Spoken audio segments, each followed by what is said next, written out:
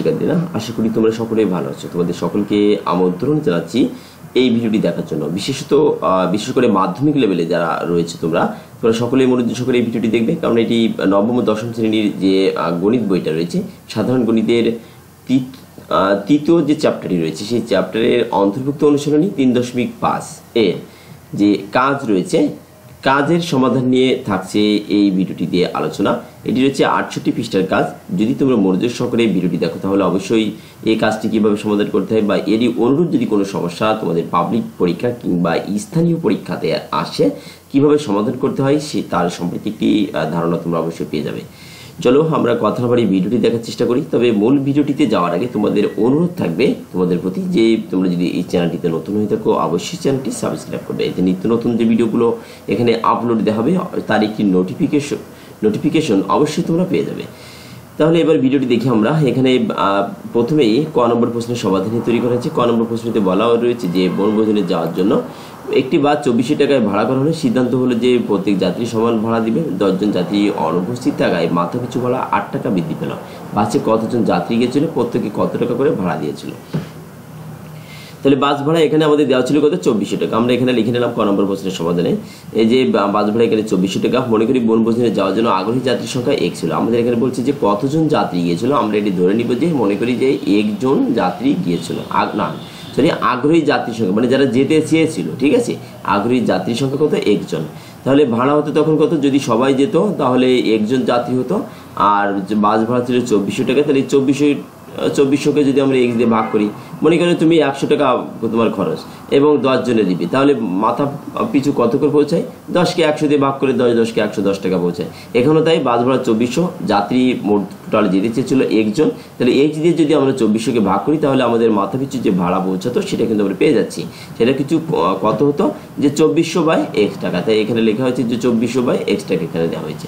এখন দেখো যে 10 জন যাত্রী আসলো না, 10 জন যাত্রী অনুপস্থিত থাকায় মাথা পিছু ভাড়া 8 টাকা বৃদ্ধি পেয়েছে।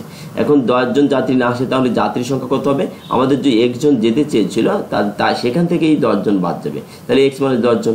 এক্ষেত্রে তাহলে মাথা পিছু ভাড়া কত, বাস ভাড়া তো সমপরিমাণ, বাসের যে মালিক সে তো আর কম নিবে না, তাই না। এখন সেখানে এই 2400 টাকায় থাকবে। 2400কে আমরা x-10 দ্বারা ভাগ করব, কারণ x থেকে মোট যাত্রী সংখ্যা ছিল 1 জন, সেখান থেকে 10 জন যায় না, তাহলে x মানে 10 জন কমে যাবে। মাথা পিছু ভাড়া তখন কিছু বৃদ্ধি পাবে, আমাদের 2400/x-10, ঠিক আছে। এখন দেখো একটা বিষয় যে আমার কিন্তু এই যে 2400/x-10 আমরা লিখছি এখানে, এর ভিতরে কিন্তু যাত্রীর সংখ্যা কম, তাই না। তুমি যদি 10কে 10 দিয়ে ভাগ করো তাহলে 10 পাবে, কিন্তু 100কে যদি 10 দিয়ে ভাগ করো তাহলে তুমি 10 পাবে, তাই না। কিন্তু 100কে যদি 25 দিয়ে ভাগ করো তাহলে কি কত পাবে, তাহলে কিন্তু আরও বেশি পাবে সংখ্যাটি। যদি 4 দিয়ে ভাগ করো তাহলে 25 পাবে। এরকম অর্থাৎ তুমি যত বড় সংখ্যা দিয়ে কোনো একটি সংখ্যা দিয়ে ভাগ করবে তত কিন্তু তোমার সংখ্যাটি ভাগফলটি তোমার ছোট হবে। অর্থাৎ এখানে আমাদের এই যে x, এটা কিন্তু ছোট সংখ্যা, কিন্তু x-10 এই ক্ষেত্রে কিন্তু এক্সটা কিন্তু বড় সংখ্যা, কিন্তু x-10 এটা কিন্তু ছোট সংখ্যা হচ্ছে।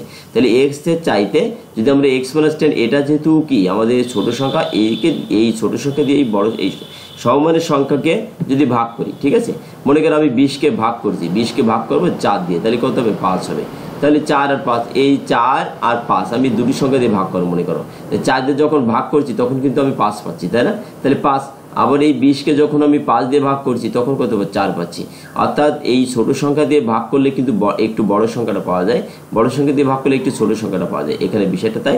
অর্থাৎ আমি বুঝতে চাচ্ছি এর ভিতরে এই যে সংখ্যাটি রয়েছে, এই যে মাথা পিছু ভাড়া, এই যে ভাড়া এটা কিন্তু কম, এই ভাড়াটা কিন্তু এখন কি বেশি, ঠিক আছে, এই ভাড়াটা কি বেশি আর এই ভাড়াটা কম।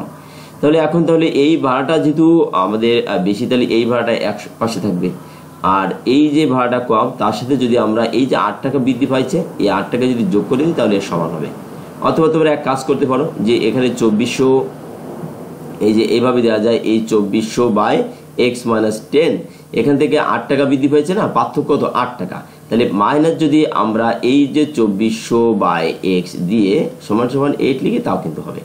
এটি এই বিষয়টা, আর এইটা কিন্তু অর্থাৎ আমাদের প্রথম যে ভাড়াটা হচ্ছিল তার সাথে যদি আমরা, সেটা কম ছিল, তার সাথে 8 টাকা বৃদ্ধি পেয়েছে বলে পরবর্তী যে ভাড়া তার সমান হয়েছে। তাহলে আমরা একইভাবে এখানে এবার আগাই, যে এটা এক্স মাইনাস 10 এই থাকলো, এই এক্সটা এই সাথে যদি আমরা লসও করে দিই তাহলে 2400 প্লাস 8x হলো, ঠিক আছে, 2400 plus 8x।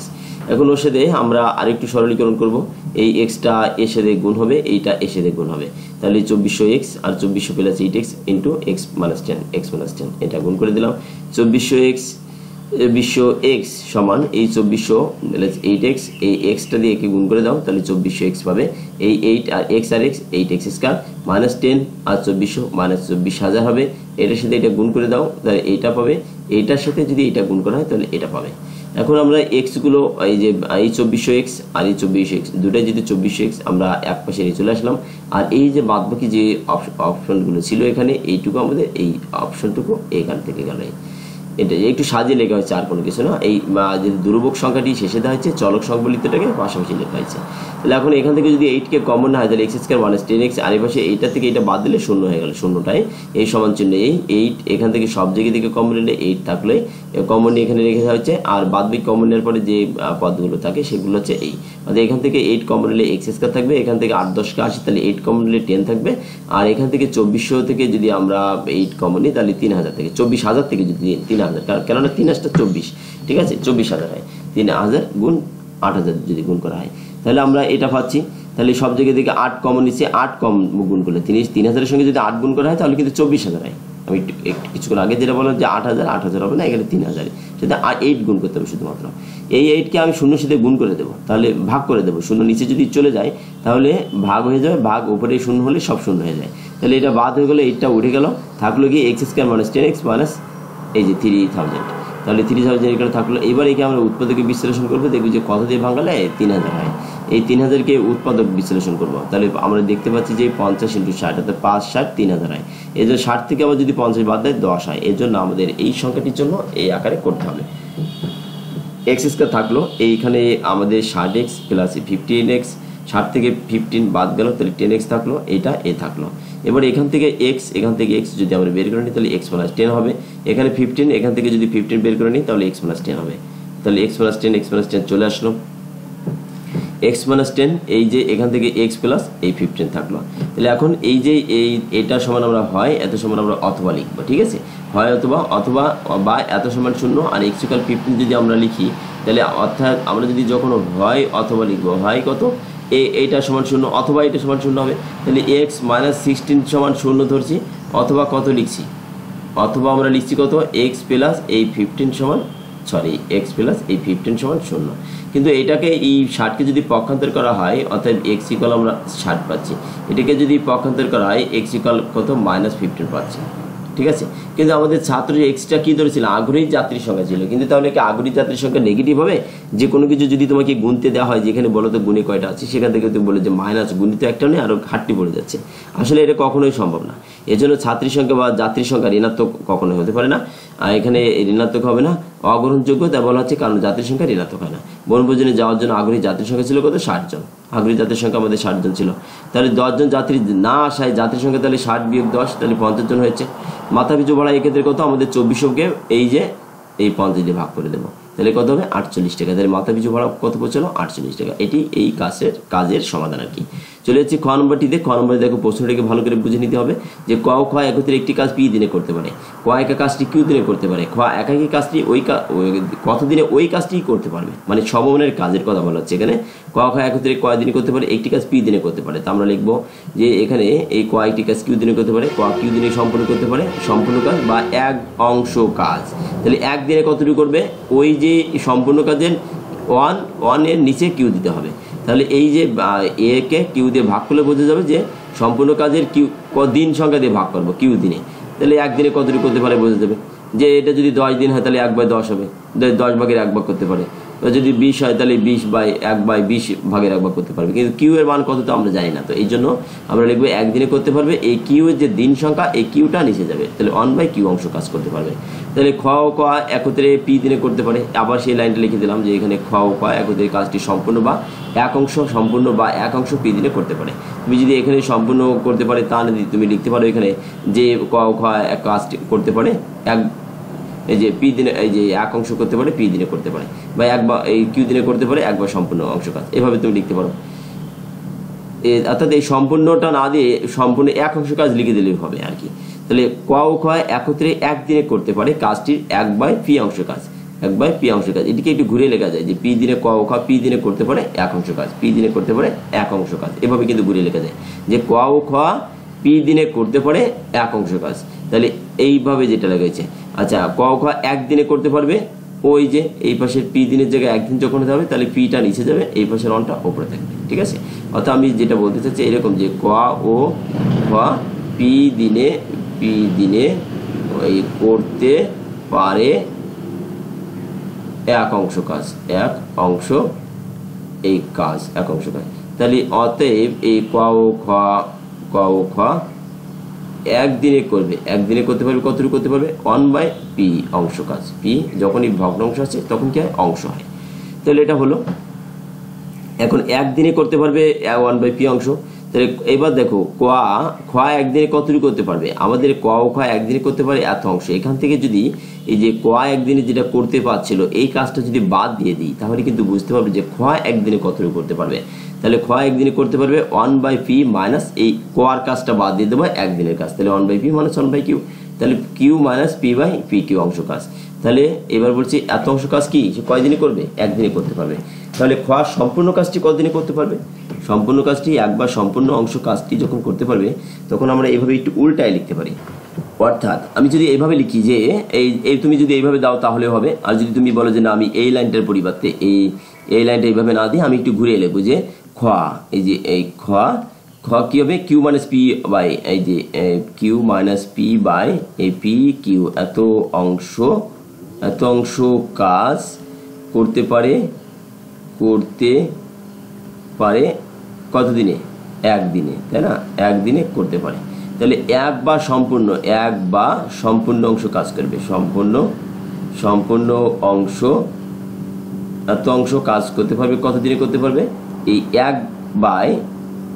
1/কিউ minus P by P Q সমান আমরা দিতে পারি 1 গুণ এই পি কিউ ওপরে ওঠে পি কিউ বাই এই যে কিউ মাইনাস পি, তাহলে সমান কি দাঁড়ালো পি কিউ বাই এই কিউ মাইনাস পি। তুমি যদি এখানে এইভাবে দিয়ে অর্থাৎ এই খ এখান থেকে শুরু করতে হবে, এখান থেকে শুরু করে অর্থাৎ এই যে সর্বশেষ এইটুকুর পরিবর্তে এইটুকু দিলে বোঝা যাবে ভালো। আর যদি তুমি যেটা লিখছি আমি এই যে মানে লেখা যেটা কম্পোজ করা যেটা লেখা আছে এটা যদি দিতে চাও কোনো সমস্যা নেই, এটা দিলে হবে যে খ সম্পূর্ণ কাজ বা কাজটির এক অংশ করতে পারে 1/, এত অংশ এক সম্পূর্ণ করতে পারবে এত অংশ। অর্থাৎ এই লাইনটা দেওয়া হয় না, এখানে না দিয়ে এই সরাসরি সম্পূর্ণ অংশ কাজ করবে, এই সরাসরি উত্তরটা চলে যাওয়া হয়েছে। এই জন্য এরকম একটু খাপছাড়া মনে হতে পারে তোমার কাছে। তাহলে এইভাবে তোমরা দিয়ে দিতে পারো যে P Q by Q minus P এত অংশ এত দিনে কাজ করবে। চলে যাচ্ছি, তাহলে এই উত্তরটা কিন্তু এখানে দেওয়া হয়েছে, ঠিক আছে। চলে যাচ্ছে আমাদের যে গ নম্বর প্রশ্নটি রয়েছে। গ নম্বর প্রশ্নটিতে এক ব্যক্তি স্রোতের প্রতিকূলে দাঁড় বেগে ঘন্টায় 2 কিলোমিটার বেগে যেতে পারে। স্রোতের বেগ ঘন্টায় 3 কিলোমিটার হলে স্রোতের অনুকূলে 32 কিলোমিটার যেতে তার কত সময় লাগবে। তাহলে এখানে স্রোতের বেগ কত, স্রোতের বেগ ঘন্টায় 3 কিলোমিটার, স্রোতের অনুকূলে 32 কিলোমিটার, স্রোতের প্রতিকূলে দাঁড় বেগ ঘন্টা যায় 2 কিলোমিটার। স্রোতের প্রতিকূল মানে কি, এখানে প্রতিকূল আর অনুকূল বিষয়টা এরকম যে মনে করো স্রোত যেদিকে যাচ্ছে তুমি সেই দিকে যাচ্ছ নৌকা চালিয়ে, নৌকা তো আসলে আপনা আপনি যায় স্রোতে টেনে নিয়ে যায়, তাই। আর যখন তুমি দাঁড় বেয়ে যাবে, দাঁড় বলতে মাঝি যে বৈঠা ভাই বৈঠাটাই দাঁড় এখানে বোঝা হচ্ছে। তাহলে এই যে এক ব্যক্তি স্রোতের প্রতিকূল বলতে স্রোত যেদিকে যাচ্ছে তার বিপরীত দিকে যদি তুমি যাও তাহলে সেটাকে প্রতিকূল বলা হচ্ছে, আর স্রোত যেদিকে যাচ্ছে যদি তুমি সেই দিকে যাও তাহলে সেটাকে কি বলা হচ্ছে, অনুকূল বলা হচ্ছে, ঠিক আছে। স্রোতের সাথে সাথে যদি তোমার নৌকাটা চলে যায় তোমার কিন্তু কষ্ট কম হবে, এটা হচ্ছে অনুকূলে যাওয়া। আর স্রোত যেদিকে যাচ্ছে তার বিপরীত দিকে যদি তুমি যেতে চাও তাহলে কিন্তু এটা কিন্তু প্রতিকূল হয়ে যায়, খুব কষ্টকর হয়ে যায় যাওয়া। তাই এটা স্রোতের প্রতিকূলে যখন যাচ্ছে তখন কি হচ্ছে, তার দাঁড় বেগ ঘন্টায় যাচ্ছে 2 কিলোমিটার, আর স্রোতের বেগ ঘন্টায় কিন্তু 3 কিলোমিটার। স্রোত আপনা আপনি টেনে নিয়ে যাবে 3 কিলোমিটার। তাহলে দাঁড়ের বেগ ঘন্টায় কত, 3 + 2 5 কিলোমিটার। তাহলে দাঁড়ের বেগ কত দাঁড়াচ্ছে, 3 + 2 5 কিলোমিটার। এখানে যেহেতু বলছে প্রতিকূলে দাঁড় বেগ 2 কিলোমিটার যেতে পারে, তাহলে দাঁড়ের বেগ 2 কিলোমিটার যেতে পারে। আর এখানে এবার এই যে স্রোতের বেগ ঘন্টায় 3 কিলোমিটার, স্রোতের বেগ 3 কিলোমিটার আর দাঁড়ের বেগ 2 কিলোমিটার, তাহলে দাঁড়ের বেগ মোট কত দাঁড়াচ্ছে, 5 কিলোমিটার দাঁড়াচ্ছে। তাহলে স্রোতের অনুকূলে কার্যকর বেগ দাঁড়াচ্ছে কত, 5 + 3 কিলোমিটার পার ঘন্টা, অর্থাৎ 8 কিলোমিটার হয়ে যাচ্ছে কিন্তু, ঠিক আছে। তাহলে অর্থাৎ এখানে যা বলছে যে আমাদের মোট মিলে কত দাঁড়াচ্ছে, 8 কিলোমিটার। কারণ এখানে আমাদের প্রতিকূল প্রতিকূলের জায়গায় 2 কিলোমিটার ছিল, দাঁড়ে বেগ ঘন্টা ছিল আরো 3 কিলোমিটার, 3 + 2 5 কিলোমিটার। এখন শরীরের অনুকূলে কার্যকর বেগ, অর্থাৎ এটা তো দাঁড়ের বেগ যাচ্ছে আমার, যখন আর তার সাথে অনুকূলের স্রোতের অনুকূল মানে স্রোত যেদিকে যাচ্ছে সেদিকে আমি যাচ্ছি, তাহলে তখন কিন্তু স্রোতের যে বেগটা ছিল, স্রোতের বেগ 3 কিলোমিটার, ওই 3 কিলোমিটার এই দাঁড়ের বেগের সাথে যুক্ত হয়ে মোট মিল হচ্ছে কত, 8 কিলোমিটার হচ্ছে পার ঘন্টা, ঘন্টায় 8 কিলোমিটার যেতে পারছে। মনে করি স্রোতের বেগ অনুকূলে 32 কিলোমিটার যদি এক্স ঘন্টা সময় লাগে, কত ঘন্টা সময় লাগবে, এক্স ঘন্টা, মনে করি এটা ধরে নিয়েছি আমরা এক্স ঘন্টা সময় লাগে, তাহলে 8x সমান কত, 32। এই স্রোতের অনুকূলে 32 ঘন্টা কত সময় লাগবে, তাহলে এক্স ঘন্টা সময় লাগবে 8x সমান 32। তাহলে এক্স এর মানটা বের করলে হয়ে যাবে আমাদের, তাহলে 8x, এক্স এর মান যে 32/8 কাটাকাটি করলে 4 ঘন্টা সময় লাগে, ঠিক আছে, 4 ঘন্টা সময় লাগে। এটি আমাদের এই কাজের সর্বশেষ সমাধান, অর্থাৎ এই 68 পৃষ্ঠা আমাদের 3টি কাজ ছিল, এই কাজ 3টি আমরা সমাধান করলাম। পরবর্তী যে কাজগুলো রয়েছে এই কাজটি আমি আমার পরবর্তী ভিডিওটিতে আপলোড দেবো, সেই ভিডিওটি দেখার আমন্ত্রণ রইল। যেহেতু ভিডিওটি মনোযোগ সহকারে দেখছো, এই কারণে তোমাদের সকলকে ধন্যবাদ জানাচ্ছি। পরিশেষে সকলের সুস্বাস্থ্য কামনা করছি। ধন্যবাদ সকলকে, আগামী ভিডিও দেখার আমন্ত্রণ রইল প্রত্যেককেই।